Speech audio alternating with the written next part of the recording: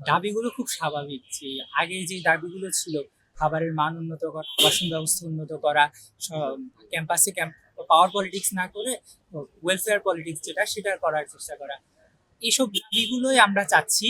কিন্তু তার জন্য আমরা আবার এটা চাচ্ছিলাম না যে এই সকল দাবি পূরণ করতে গিয়ে আবার কোনো বিভিন্ন ছাত্র সংগঠনগুলোর মধ্যে একটা কনফ্লিক্ট বেঁধে যাওয়া অথবা কোনো দ্বন্দ্ব এখানে তৈরি হওয়া, আর যার মাধ্যমে ক্যাম্পাসের পরিবেশ আগের থেকেও খারাপ হয়েছে। কারণ আমরা ডাকসুটা এই জন্যই চাচ্ছি যেন একটা সুনির্দিষ্ট ডাকসু প্যানেলের মাধ্যমে আমরা যেন প্রশাসনের সাথে আমাদের ছাত্র সমস্যাগুলো সমাধান করার জন্য কথা বলতে পারি।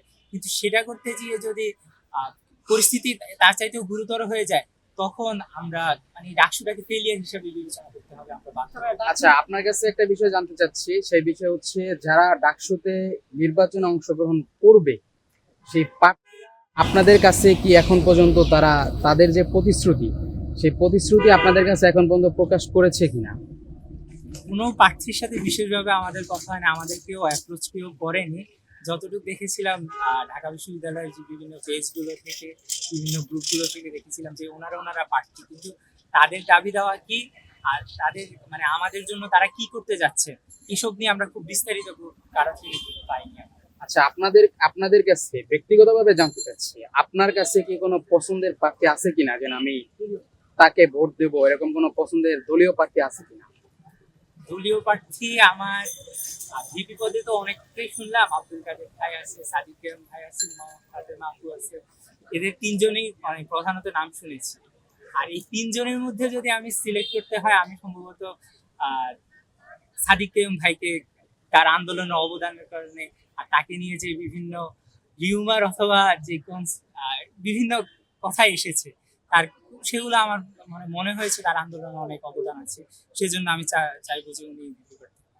যদি হচ্ছে আপনার পছন্দের প্রার্থী যদি নির্বাচনে জয়ী হতে পারে, তাহলে আপনার কাছে, আপনার তার কাছে চাওয়া পাওয়া কি থাকবে ক্যাম্পাস সম্পর্কে? শুরুতেই বলেছি, অর্থাৎ আমাদের আবাসন ব্যবস্থা আর একটু ভালো উন্নত করা দরকার। বিভিন্ন হল কিছু পুরাতন হয়ে গেছে, সেগুলো সংস্কার প্রয়োজন, অতি শীঘ্রই সংস্কার প্রয়োজন।